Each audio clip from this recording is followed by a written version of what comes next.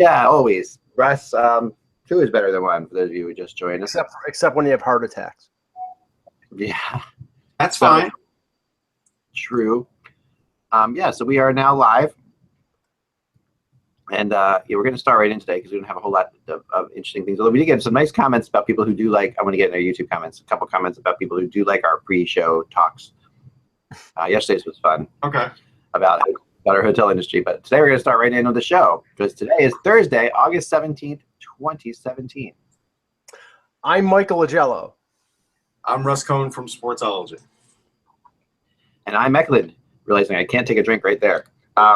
You're watching HockeyBuzzcast on HockeyBuzz.com. The podcast comes here Monday through Friday at this time to fill you in the comings goings of the hockey world. And today we start with an apology, not from us, but from the Nashville Knights. Always want to call them the Nashville Knights because that was the ECHL team for years and years. The Nashville Knights was the name of my fantasy hockey team in my league that I played. So this is the Vegas Golden Knights, whose radio station we talked about yesterday they were pretty harsh about everything, and they came out, and I mean this is where the internet really is great because there's someone that got hit by so many different angles from us. I got a call actually after the show from somebody out in Nashville, and here's what they said. So with 6 radio stations in Las Vegas, we've always prided ourselves in informing, educating, and entertaining listeners and supporting the local communities we serve. However, we missed the mark in an internal email that instructed our stations to no longer report on certain aspects of the Golden Knights. Like nothing. They read the what to say. Okay. The city's first and only Major League Sports team, Tony Perlongo, CBS Radio Las Vegas Senior Vice President and Market Manager, said in a statement Friday to the Post. This was an error in judgment on our part, and we deeply regret it. We will, of course, cover the team, first and foremost on Sports Radio 1140 and on our music and news talk stations, as it makes sense for those formats and audiences. We apologize to their fans and our listeners and look forward to rooting the team on when the puck drops in a few weeks. Or Tony's soon-to-be ex-marketing manager, whatever his last name is. It certainly came far after the internal memo became public. That was a big catalyst there. Oh, yeah, a huge catalyst, and they were getting killed. And it's so interesting how you can't get away with things in this day and age, you know. Like you said, Russ, we have worked with radio stations that probably have not as draconian as the Vegas Golden Knights thing was pretty crazy. It was like, we are not talking about the Knights at all, no matter what. You know, you got to take them out of your things. It's your responsibility. Right. It's like all that stuff. So, but we both worked with radio stations where this policy probably still exists, but it's just never been public and never really gotten out there. So, you know, it's funny the amount of radio stations I go on a lot. You go on a ton. It's like in Canada, you know, it's always much easier to go on radio stations in Canada. Yes. So yeah, that is good, Mike. Well, no, it's weird because and I can only draw on the comparison of what went on in Toronto. The Maple Leafs were on a certain radio station, AM 640, for over 15 years. The other sports station in Toronto, The Fan, covered the Leafs even though they didn't have the broadcast rights. Why? Because the Leafs were the biggest show in town. They were it's a hockey town, and the Leafs are the hockey team. They covered them. Now there's after 640 lost their broadcast rights, and TSN and Fan 590 split the broadcast rights. 640 was still doing a Leafs post-game show for a couple years after because there was interest. So it's like I'll tell you something that makes it everything. You know, the game isn't everything. The game happens for 2 hours a night or 3 hours a night or whatever. I mean, when you're a sports 24/7 talk radio station, you got to talk about the game, whether it's on your station or not. Right. But here's the funny thing. So I'd say I've been in this area now a little over 20 years, and I've been into my website and covering hockey for about 14, going on 15. And I have been on WIP once, and I've never been on 97.5. These are local stations in Philadelphia, not even for the draft. Like they've had other like number one draft person in the country. You're right here in their town. They've had other people on talking about the draft, but not me. Like it's just so, to me, it's an amazing thing. That's why I was happy to talk about this yesterday. And I want to throw something out there. You know, it's funny because Comcast I'm going to not rip Comcast Sportsnet, but I'm going to say something. I mean, in general here too, because we get the same sort of. I've been watching lately because I've been following this Passionate thing. I've been watching some of the Boston area stuff, and actually Ty's a part of that now. He's in there too. You'll see him once in a while on Comcast, and you'll see different people. And they've done it the right way in Boston. They've actually allowed and I wonder how Comcast and Philly's going to react this year because. True. In the past, you had on the pregame shows when they would have the Daily News PM show or whatever they call it now. You'd see Panaccio on there. He's not going to be there probably. Jay Greenberg might be on there. He's not going to be there. You would get Wayne Fish probably not going to be there. All these people. So what and the same thing's happened in Boston where the older writers are sort of gone. And what they've done in Boston, they've taken guys like us, the younger, more well-known, and they put them on the area. Where's that? And yeah, I mean, I've been on the CW here 2 or 3 times, and that's it. I've never been on Comcast. I've certainly written for them, but they've never had me on. Like you would think near the draft or after the draft, you want to talk about the prospects. Never, nothing. No, I know it's pretty crazy, and especially this year going into the draft. I can't believe that they wouldn't have had you on this year with all those things on. I mean, and I've been the same boat. Like the trade deadlines come along, and I've done 13 radio shows in 2 days, and not WIP in Philadelphia. Yeah. Which is just crazy. And then but I sit. We all know the guys from WIP. We sit with them in the press box. They're they're good guys. I mean, I've called into Jalowitz's show, and he kept me on for an extended period. And that's the only time I've ever been on WIP. You actually called in on your own, and I had to call it on my own. It's really funny. It's crazy. I know. Jalowitz and I it's funny because he doesn't live too far from me, and so often when we're coming back from Flyers games, we tend to stop at the same gas station to get gas. Funny thing, like I've seen him like 6 or 7 times at this gas station for whatever reason. We're both almost out of gas, and in Plymouth meeting here, and it's funny. So and he'll no, I mean, people from WIP will, not him, but I wouldn't say directly anyone, but people from WIP will say things about the fact that they can't believe they can't get more hockey people on there. But anyway, so what's happened now in Vegas is really interesting when you take that into context, because they're actually I think when you're the only, like we talked about yesterday, all that aside, when you're the only pro sport, right? You're the first major sport team in your city. They're the things they're about to make history, and you've basically said we're not interested. That to me is the crazy part of this. That's the craziest. That was the part that I really couldn't get my mind around. No matter how you slice it, if you're not a hockey person or whatever, this is a sports story in your town. You can't get around the fact that even if this was way to get up to or even a women's hockey team, this is completely. I mean that with all due respect. Like this is a story. If this is the first, anyway. Way to get off to a good first step. That's all I can say. Yeah, well, apparently they fixed it. And now what's good is now they're probably going to have to go overboard and be held accountable the other direction. So that'll be fun for them. In other news, the NHL teams yesterday paid their share of the World Cup of hockey profits. I like how this is written. The World Cup of hockey profits. It's like, not the. Well, it's better than profits of the World Cup. The World Cup of Hockey deficit. The profits from the World Cup of Hockey than the World Cup of Hockey profits. That sounds like a group of people prophesizing about hockey. Nostradamus. Right. The people who played got 86,000, and everyone else got a cool 10K, which for the guys in this tax structure is 4,000. That'll go towards 1% of what they owe in escrow. There you go. Right. Yeah, but here's the thing. All right. Again, it does sound measly and paltry, but if you're a guy that's maybe played on your ELC and it matters. You just bought a house and a car and whatever, you're still not rich, and so every little bit does help at that point. It does matter, and this is more than they get paid for the Olympics. I mean, like back in the day, I mean they do that voluntarily, right? So I kind of think that, and I get 80,000. I think is actually a good number if you think about what sports give players or used to give players for like all-star games. Like this is pretty similar in line with that. Right. I mean, 90,000 is it's 86,000. 86,000. Yeah. Say it's. Although wait, is that Canadian or American? American. Everything's American. Okay. All right. In NHL.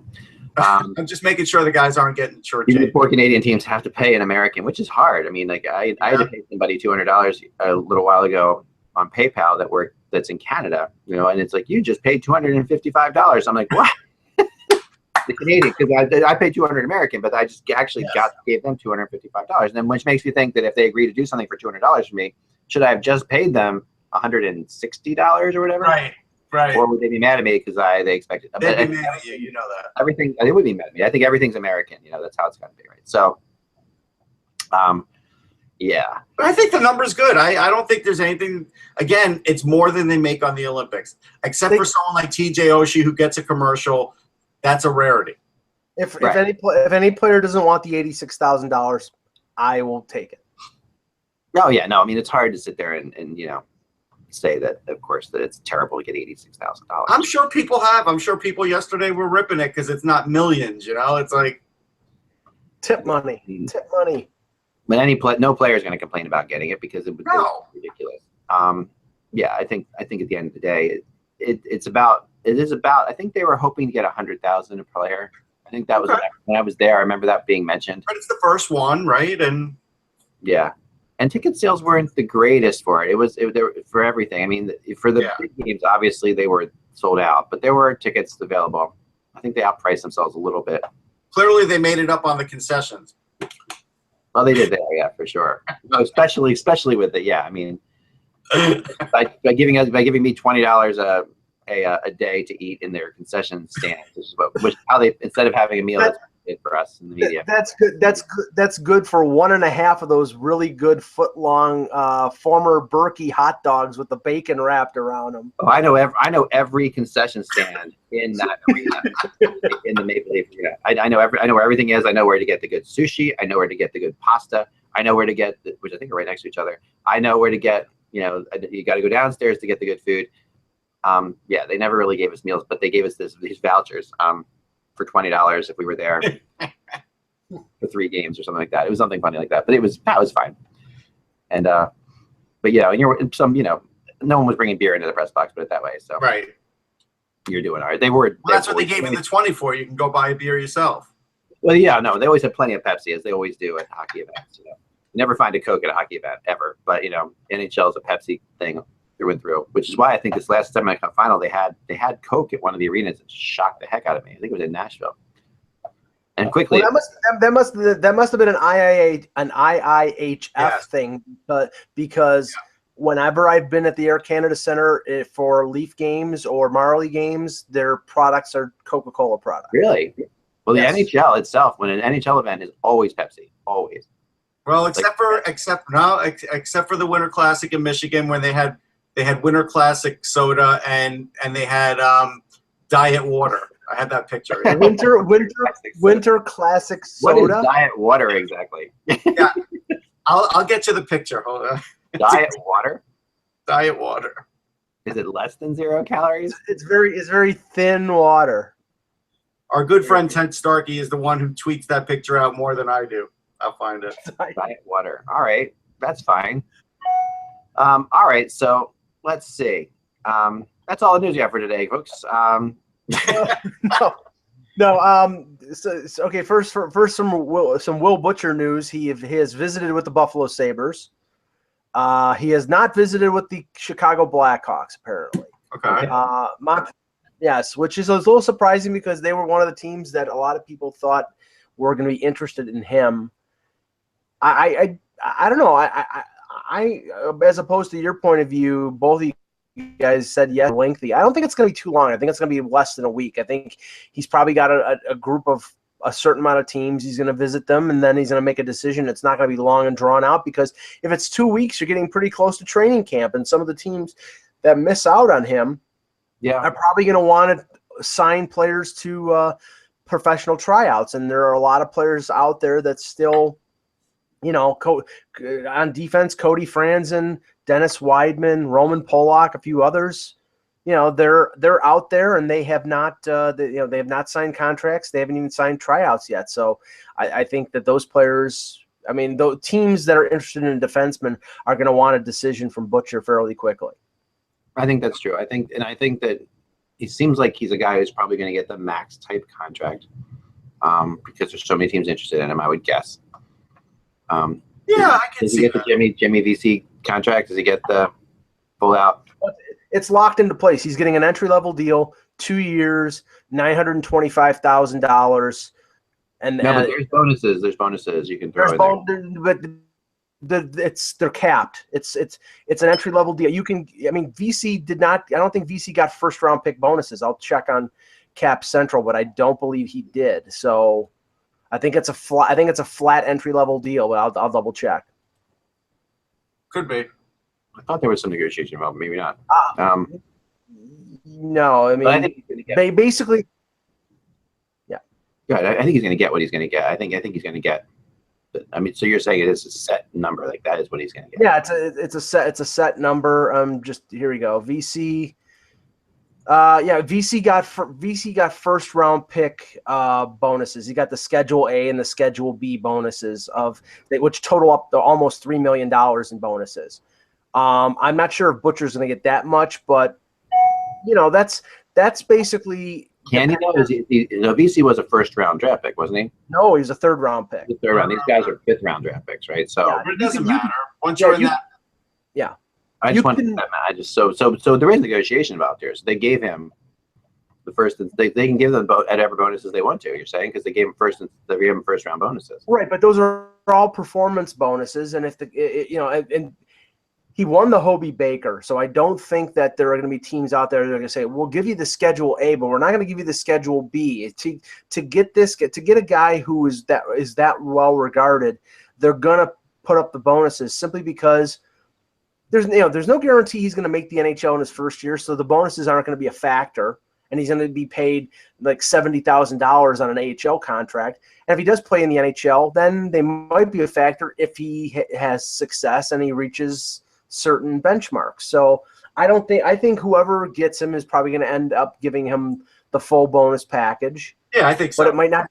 Yeah, but it might not be a factor for those teams. Yeah, it probably won't be a factor. Again, I still think it's going to be a lengthier process. I still think there'll be a team or two that gets in it at the end after he starts visiting teams and maybe even crossing off teams and saying, so it's going to take a while.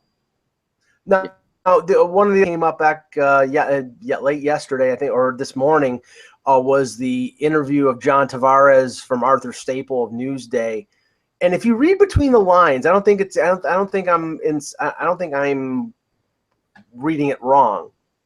Tavares is saying, "I'm not anxious to get this signed. I'm patient. I'm not, like he's not saying he's giving them an ultimatum to sign him right now, but it's clearly he's saying, I'm waiting for a read on what's going on. I'm not going to lock myself in or agree to anything until I find out what's going on with the new building, whether, they're bringing in more players to help me." He mentioned in this piece that the Islanders, he thinks the Islanders can be a contender. I don't know what color glasses he's looking at, but it's probably blue and orange colored glasses. I mean, he's reserving all of his rights to go wherever he wants to go. And if the Islanders don't step it up and straighten out where their situation is, then I don't know what Garth Snow is going to do, because if it goes to the deadline and they're still not locked in on him, do they trade him? Do they keep him? Do they roll the dice? I mean, I don't know. I think it's going to be the equivalent of Stamkos. It's going to be a day-by-day update, a day-by-day following of what's going on with John Tavares. And I don't think that's constructive, but that's the reality. No, I think that is the reality. I think he'll never get traded, because I don't think he'll ever say, "I'm not signing with them," and then it'll go and slip into free agency, and then we'll hear about teams talking to him, and he'll talk to teams, and we might still be talking about an arena with them. If we weren't talking about an arena, I think he'd be signed already. I agree with you, Russ, because I think that the Islanders are going to be in the playoff hunt, right? They're not going to be a team that's going to be completely out of it. They're not going to do a Colorado on us, and because they've got enough young players, enough young talent to be a team that's at least in the playoff hunt. And as long as they're in the playoff hunt, Tavares goes nowhere, because they're going to try to make the playoffs. They're going to. They really have to make the playoffs. They're one of those teams that has to make the playoffs. in their minds right now for sure. And I think in maybe even more in their minds than just, financially they have to make the playoffs. So, yeah, I think he's not going to go anywhere. I do think it could end up just like Tavares, and that he gets signed sometime in the middle of June next year, where we see where it goes like Stamkos, and we have one of those crazy days where Stamkos is signed and everyone's traded all within minutes or whatever. But yeah, we can see that with Tavares for sure. I've seen the piece referenced. I haven't read it as of yet, but I'm going to search it out. But I heard it being discussed yesterday that Craig Button wrote a piece for TSN saying that what Tavares should do, and it's easy for somebody to say this. It's a risk for the player, but that Tavares should go out next year and sign a 1-year max money amount deal. And whether it be with Toronto or the Rangers or whoever, and he would be the highest paid player in the league. It would be a 1-year window, and you'd have a chance to go someplace, win a Stanley Cup, and then go for your 8-year extension someplace, wherever you want to.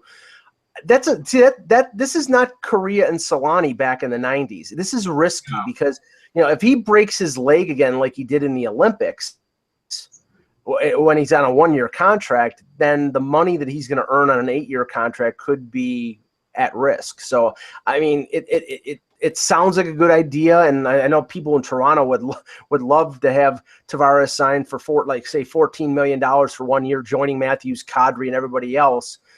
But and they have a window, but Tavares is taking all the risk in that kind of situation. I mean, but look, it's John Tavares. Even if he breaks his leg, he's still going to get a massive contract from somebody. Trust me.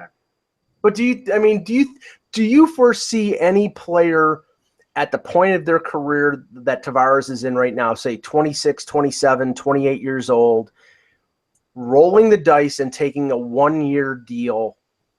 I mean, Marian Hossa did it. No. Marian Hossa did it. Yeah, he did it with Detroit the 1 year, and then he got his big money with Chicago the following year. But I don't know anybody else who would do that. I don't remember why Hossa really did it. Like, I'm trying to think what the because he thought he had. Because remember, he was with Pittsburgh. Right. He got traded from Atlanta, and he went to Detroit because Detroit had won. I think the last two they'd won 2 cups in a row, hadn't they? 2007 and 2008. He wanted to win a cup. And he went to Detroit and I think it was a reasonable deal. It was like $5.5 million. I think it was something like that. And then he loses to Pittsburgh. He loses to Pittsburgh in 7 games. Then he goes to Chicago and wins in 2010. But you can't. Yeah. I don't think so. I think you're probably right. I think it was at the time too. Remember, there was a lot of confusion about Hossa to a degree. Like, I think that he wasn't really confusion. That's what I'm trying to. He wasn't fully accepted as what he was, which eventually became. Heck, he was because in Atlanta, I remember he was a stud. In Ottawa, he was a stud. But then he became more of an all-around player, and I think it became more. What was he really? And and then he had not the greatest years in there. There were a couple years in there where So then he had a great year in Detroit, I think it was, and then he's a big deal. Well, remember his career in Ottawa. I mean, up to and I'm fairly sure he got traded from Ottawa the year before they got to the final against Anaheim. I think he was. He was in the Buffalo. The reputation, and it's tough to grasp this now after he's won 3 Stanley Cups with the Blackhawks. But it's sort of like Yzerman before the Red Wings won their cups. He was looked upon as not a clutch performer. He was a scorer, but he didn't come up big in the playoffs, especially in those series against the Leafs back in the early 21st century.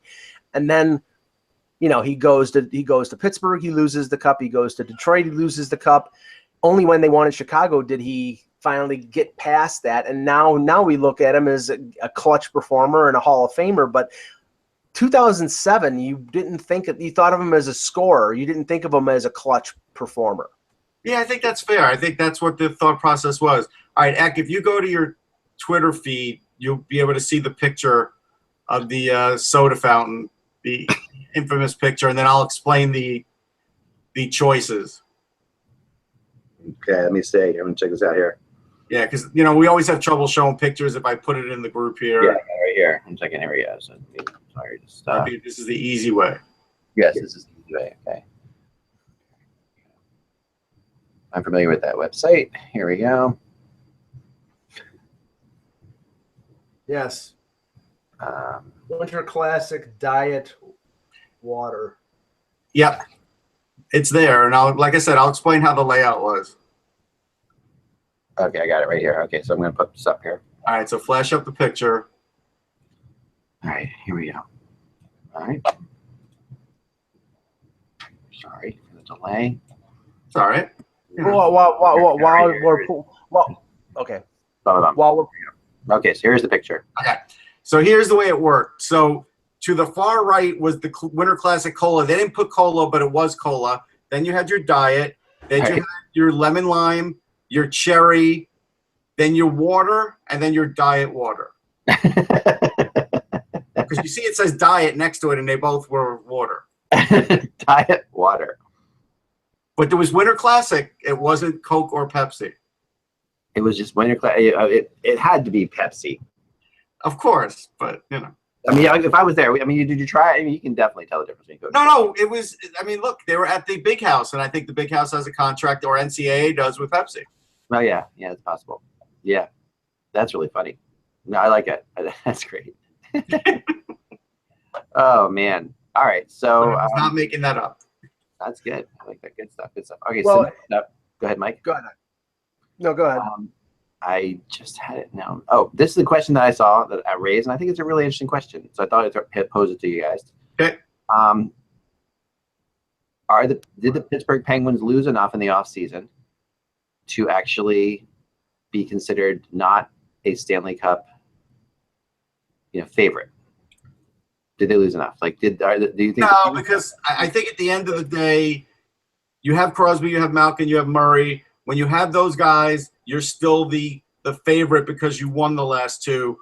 Yeah. Now, are they my favorite to win? No. I mean, they've lost Bonino, they've lost Cullen, they've lost Daly, they've lost Hainsey, and they've lost Fleury. They've replaced Niemi as the replacement for Fleury. Right. Matt Hunwick is the replacement for Hainsey. They're getting Letang back, which is going to be big. A guy like Daniel Sprong probably steps in this year up front, and they're probably going to try to add somebody on a, say professional tryout, somebody who's out there, guy like, I'm not saying I heard this, but you tell me if you're Jerome McGinley and you're 40 years old and Pittsburgh comes and offers you a professional tryout, you're not going to take it? Of course you are. Right. So they have the advantage that they've won 2 cups in a row, and somebody who's hungry to win a Stanley Cup will be probably willing to take less on a 1-year deal to come there. So I think they've taken a little bit of a step back, but I still think they're at least a dark horse in the East and, one of the top 2 or 3 to come out of the East. Where are you, Russ? Yeah, I think right now they're still the favorite. I do. I don't think they're going to be the team that wins, but in the East, I still think they're the favorite. Well, who is the favorite in the East if it isn't the Penguins? Yeah, well, before we get to that, I mean, I think this does affect them more than you guys do. And just in terms of, yes, if Letang comes back and is Letang, that pretty big. Cancels out Daly, of course, more than cancels out Daly. But that's saying a lot because Letang has had issues for a couple years now, and if he's going to come back and play at full speed and everything like that, we need to see that first. So that's a big question mark. The other thing is, even though this team has won 2 Stanley Cups, they have relied both of those years very heavily on Marc-Andre Fleury. Like in both of those Stanley Cup years, they have not, like in the first 2 years ago, Marc-Andre Fleury was, vital in getting them into the playoffs, if you remember. And then Murray took over. Last year, he was vital in winning a couple playoff rounds, and then Murray took over. I have always been a huge Niemi fan. Like I'm a big Niemi fan. That's one of the guys that one of my goalies, my favorite goalies. But he's not Marc-Andre Fleury. But I think they're gonna if they have to rely on him. If Murray goes down again, and Murray has had a tendency to go down.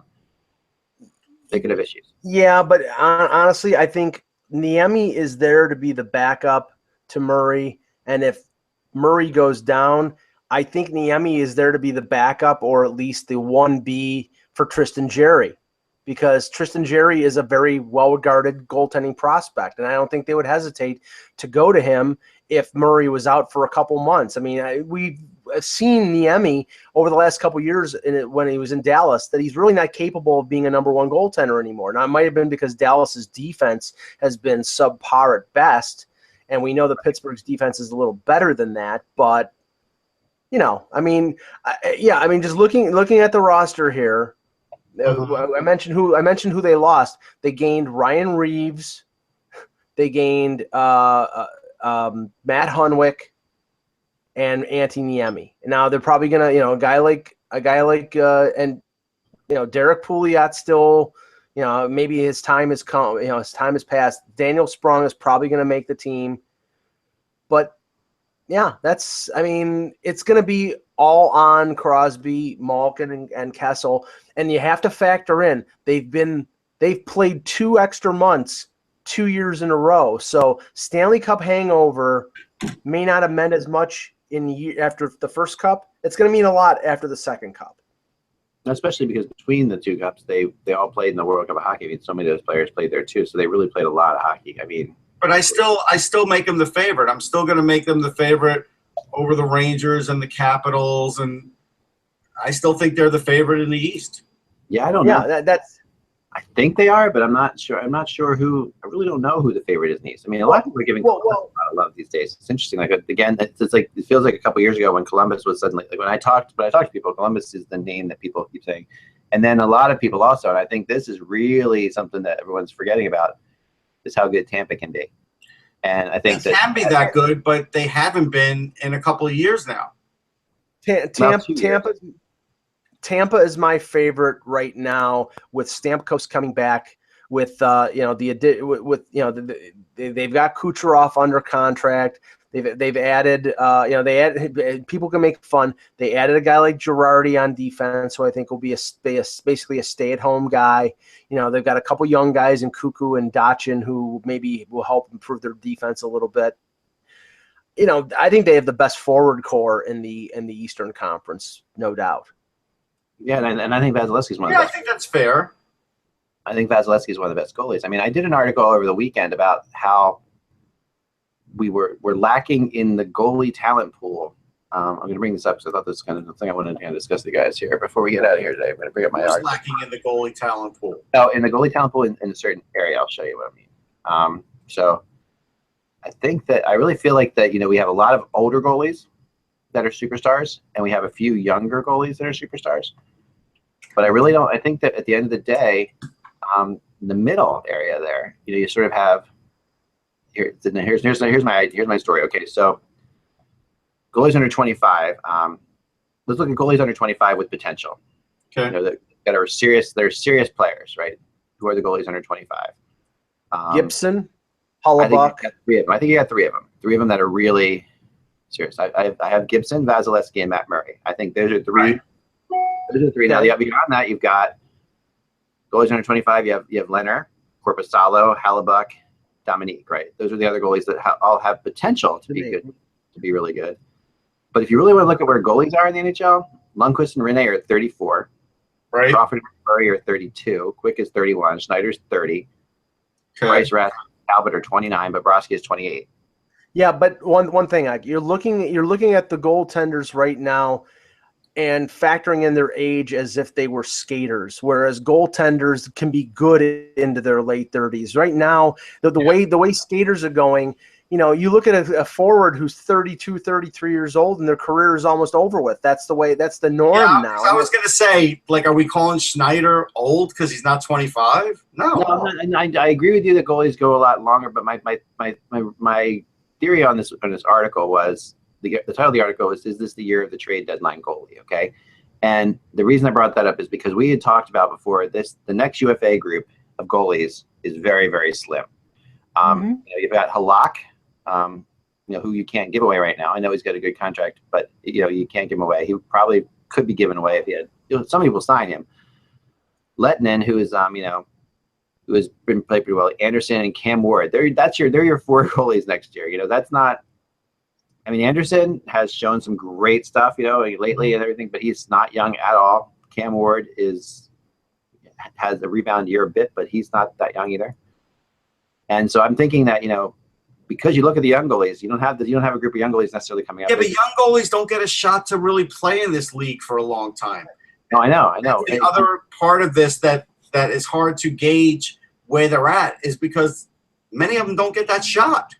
I mean, barring the guys who were first overall picks, DiPietro and Fleury, who played at the age of 18, the normal window for a goaltender to make the NHL and take over as a starter is around 22 or 23 years old. So if it's that, I mean, and you know, we really are lacking because we don't have that. We don't. I mean, but I think it's gotten older. I think that's actually trending. I think that's what my point was. I think it's 25 now. I think it's 25 too. Well, I'm saying at the absolute earliest. I mean, Murray and Gibson really, you know, started to play, you know, the lion's share of the games at 22 and 23. Yeah, it can be as long, especially if these goaltenders are coming out of NCAA, you know, they get out of college at 22 or 23. So it takes them a year or 2 to get through the American Hockey League and get to the NHL. But again, if they get to the NHL at 25, their career is probably still 12 or 13 years because they'll be playing into the late 30s. Like even a guy like Cal Peterson, will he back up this year in LA? I don't know. But if he doesn't, in a year, we're going to be talking about Cal Peterson. So yeah, he's probably not going to, Russ. I would think because they have Darcy Kemper and Zatkov. All right, so he's not going to back up. So he'll play a full year in the AHL, and then we'll probably start hearing about him next year. But should younger goalies be getting more of a chance is another question, because, you know, I think that, I mean, are we looking at, like, when you look at Murray, Vasilevsky, and Gibson, I mean, Matt Murray and Gibson came pretty close to meeting in the Stanley Cup Finals. You know, like that could have happened. And I think they would. I think what would have to happen is, here's what I use as my gauge for the league. Could Mike Liut play in this league? And the answer is no. If Mike Liut tried to play in this league now, I don't think he would make it as a starter for sure. Yeah. Could he be a backup? Yeah, I guess. He could be a backup. A big stand-up goalie? No way. I mean, I think Mike Liut is basically Roberto Luongo. You know, like, I think that. No, Roberto Luongo is so much better. Come on. Mike Liut was more of a stand-up goaltender, and Luongo is a butterfly. And he, getting away from that, just getting away from their style and just saying overall talent level, Luongo's a lot better. But my point is, Mike Liut could not start in this league. There's not enough jobs. There's only 60 jobs. Well, now there's 62 jobs. There's only 62 jobs, right? If the NHL expanded rosters so they could comfortably hold a third goalie, then I think we would have a different conversation, because then I think teams would play a younger goalie a certain amount of times a year. Like, they'd bring him up, they'd play him, they'd send him back down. But teams don't do that. They just stick with their 2 unless there's injuries and jostle guys around. So with that fewer jobs, it's hard. Right. And you know, the trend now is, even though a team has an NHL, the number 2 goaltender in the organization is usually the starter of the American Hockey League, because they don't want a young goaltender sitting there for 65 games like Cal Peterson would be if he's the backup behind Jonathan Quick. You don't learn. You don't get experience. You play every day in the American Hockey League to get that experience, to get that repetition, and let Zatkov or Kemper be the backup there. And I also think parity has come into play too, because when you're a team getting ready to come into the new season, how many teams don't feel like they can make the playoffs? Not that many. Right. You know, Vegas knows they can't make the playoffs. There'll be 2 or 3 other teams that we might identify that we think are on the bubble for the playoffs. But other than Vegas, there's not a team that we could really say is definitely out of the playoffs when the season starts. Right. Okay, but before we go here, Bodog put out its odds for who would win the Hart Trophy for the most valuable player. Okay. I'll give the breakdown here. We'll go odds by odds here. Like there's 6 players who are 60-1. Give me who you think is it would be the best bet at 60-1. Joe Pavelski, Artemi Panarin, who by the way they have is Chicago, but he's Columbus. Right. Phil Kessel, Braden Holtby, Brent Burns, or Nicholas Backstrom. They're all 60-1. Who is the best bet of those 6? Backstrom, Burns. So I would give you Phil Kessel, but the problem is with Sidney Crosby and Malkin on his team, he gets gypped out of consideration a lot of times. But I'll still say Phil Kessel. I'll say Brent Burns. I'm going to go Panarin. Okay. I'll say Brent Burns. Because Brent Burns. I mean, he was a consideration last year, so he did. Okay. This is the thing about Panarin. Like, he's going to a team that could be very good. Yeah, but he might not have any chemistry. Like, we don't know what he's going to. We don't know, but he also could become their just go-to guy. I mean, I think Panarin has the best season of those guys. I think that I just think that there's so much defensive talent on that team in Columbus. Yeah, that team could be dangerous. They could win the division. And he's going to be probably their best scorer. So it's like when you think about it, I mean, just in terms of the situation, I agree with you. But Kessel, might be a better player, but he's in a situation where he's not going to win it, right, at all. Yeah, I think it's a fun list. I don't think. My real answer is I wouldn't bet on any of them. No, you wouldn't. But if you had money, I would go with Panarin. Holtby's an interesting one too, but you got to wonder on it. With the Capitals are such a. I think if anybody has been watching the show long enough, they should bet the opposite of what you say, Ek. I mean, that's clear. Why do you say that? I have not been that far off on things like this. No, with bets, you've been pretty bad. Ouch. So much for that raise. Okay. No. Not that. I'm just kidding. 50-1. Okay. Tyler Seguin, Brad Marchand, Patrick Laine, Ryan Getzlaf, or Jack Eichel. All right, this one's easy. I would go Ryan Getzlaf. Yeah, me too. I agree. That one's very easy. I'd put money on that. 50-1 on Ryan Getzlaf. I think Anaheim is. I'd put 10 Canadian on that. Now, Getzlaf last year had a really rough time, but he was really good at the end, so it's hard to say. Yeah. Okay. I'll go. 5-1. I'll put them all on the list. Nikita Kucherov and Erik Karlsson are 33-1. Steven Stamkos and Jamie Benn are 25-1. Who would you choose of those Jamie four? Benn's a sucker bet, man. I would not pick Jamie Benn. I'd take Erik Karlsson. I would take Stamkos. Yeah, I would go with Stamkos or Kucherov. Karlsson is definitely one of the best players in the league, but I don't think that team they were. Well, remember, it's Hart Trophy. It's regular season. He could have a phenomenal. I know. But Hart Trophy, usually, you have to be at one of the. You have to be so over the top as a defenseman to win the Hart Trophy. That's why I'm going Stamkos. And one of the top 5 teams, I would say. Okay. I don't think many Hart people have come out of the top 5 teams. Okay, these are all higher than 10-1. John Tavares and Carey Price at 20-1. Evgeny Malkin at 16-1. Vladimir Tarasenko at 15-1, or Patrick Kane at 14-1. Patrick Kane. I would go Malkin. Malkin's good too, but I think Patrick Kane in my group. I would go with Patrick Kane. Yeah. And finally, these are all under 10-1. The top 4: Connor McDavid at 3-2, Sidney Crosby at 5-2. Austin Matthews at 17-2, which is a little 9.5-1 or 8.5-1, and Alexander Ovechkin at 9-1. I'd take McDavid. You're not gonna make a ton of profit, but I think if McDavid doesn't get hurt. Yeah, I think McDavid for regular season. I think it's a safe bet. Yeah, Crosby for me. I think Crosby. It's so hard to bet against Crosby. It is. I do want to mention, I said it backwards, I think, in my head before about the big house, but they're a Coke outlet, so, I got you. I said got Pepsi, I think so. There you go. And really, Luongo was nothing like the. Wait, whoa. All right. You want to back up numbers here? Hold on.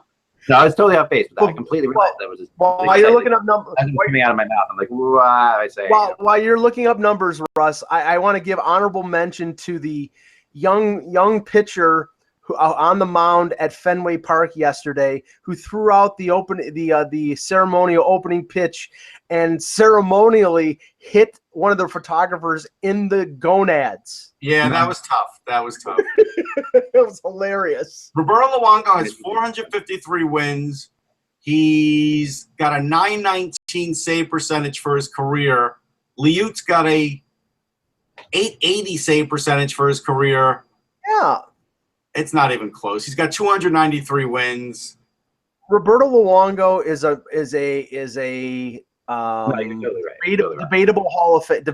debatable Hall of Famer, and Mike Liut is not.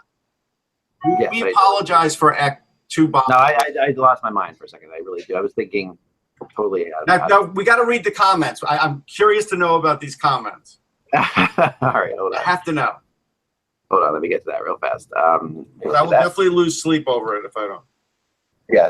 Russ, while you're looking up the comments, I have to ask Russ, when did Robert Gesellman start to imitate the Jacob deGrom look? Because I did a double take. He looks just like deGrom with the last year too. He did it last year too. Last year, in September, the Mets were in the Flyers locker room, and Gesellman was in there with Syndergaard, and they all had the same hair.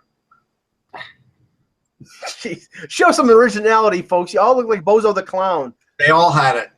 I mean, obviously Syndergaard doesn't look the same because he's blonde, but his hair looked exactly like deGrom. Yeah, and he's 6'9". No, but Gesellman's a big guy too. He's probably 6'3" or so. Yeah. Okay, ready? Steve James says, pre-show is great. I like seeing you guys shoot the something before jumping into the hockey talk. Also, Mr. Agello, if you guys see these comments, there is this new channel called The Hockey Guy. His channel is growing fast and seems to be very knowledgeable and opinionated. I would love to see him on the show sometime. Good job, boys. Let's look up The Hockey Guy. And then Basement SOTC says food talk starts at 41 minutes.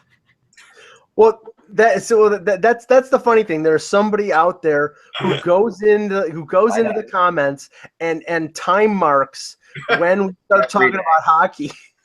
Every day, I know. Every day, it's hilarious. I think that's great. I do think that's great. I know. That's so. It's. No, I think it's great too. I love it. It's like that's something we acknowledge, but we see it. We get a laugh out of it every day. I think it's great when you guys comment. Feel free to definitely comment and like our like the videos or whatever you can do with them. We would love that. We'd love to talk about them. If you have any questions, you can throw them on our comments on YouTube, and we will try to get to them as soon as we possibly can. The last comment before that was was actually talking about Dan. Yes. I guess you had Dan on last week. So Endless Freedom said the show needs Dan more often. Thank God for Russ. We are open to having Dan on as much as possible, but he has another job and it's very busy man. It's tough, but we will try to get him on more. Matt Wiley kind of disagrees. He said Dan is good unless he talks about the Islanders. Why we have Dan on, of course.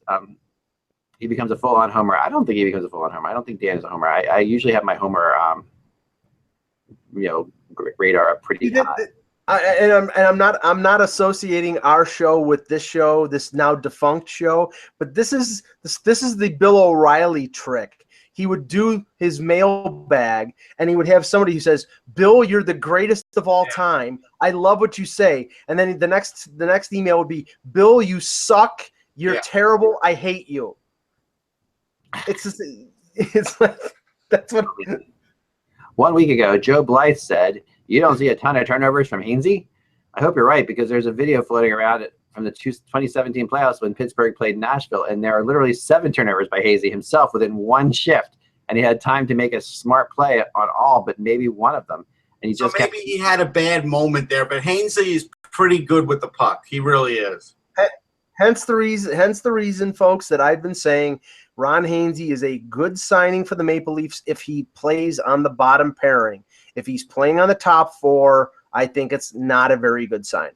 I was going to say, but I would agree with Joe completely on this because I think Hainsey is as much as I like the guy, and I think he's going to be a general manager in the NHL someday. I think that he is a turnover machine. I think now he's not. He does give the puck away a lot. And it's just the speed. How many times did that end up in the back of their net? Not enough. No, I mean no. They definitely covered it. That's because Fleury and Murray played great. Yeah, I mean, someone said the fact that he coughs up the puck more times within a 45-second shift than Jake Gardner did in the entire 2017 playoffs is a red flag to me. No, stop it. That's like such Jake Gardner. If you're going to say Jake Gardner was better than Hainsey in the playoffs, just stop. Yeah. I mean, Jake Gardner, that was the best we've ever seen of Jake Gardner. That was good. Jake Gardner was good in the playoffs. Well, I wouldn't go that far. I wouldn't go that far either. I think he was better. He was a better version of Jake Gardner than we've ever seen. Does that mean he was like a good defensive player? No, but I think he's improving. So I'll give him that. Yeah, it was the bottom. In the playoffs, hold on. No, but here's the thing. In the playoffs, Jake Gardner had 3 points. Now, he was better defensively. I get that. In six games, yeah. Yeah. The other thing that it's easy to pick on Hainsey for these turnovers, he's not a top-pairing defenseman, but he had to play that part. When you're playing that part against other top players and you're not really at that level, that's tough. But you know what? He's still at 8 points. You're in the Stanley Cup Finals against the best team in the Western Conference, so you have to give him. Yeah, you have to. When you're saying all these things, you have to sort of look at that and say he's playing against guys he shouldn't be, but he's still at 8 points in 25 games in the playoffs. That's pretty good. I agree with all of that. I think you're right. Definitely right. All right, that's all the time we have for today, guys. Remember to subscribe and end the show. Remember to subscribe or tell your friends. Please do comment. We appreciate comments all the time. We do. And remember to get to go to Patreon and get your names to us so we can get you our Hockey Buzzcast t-shirt soon. Remember, without the buzz, it is just hockey. We will talk to you tomorrow. Enjoy.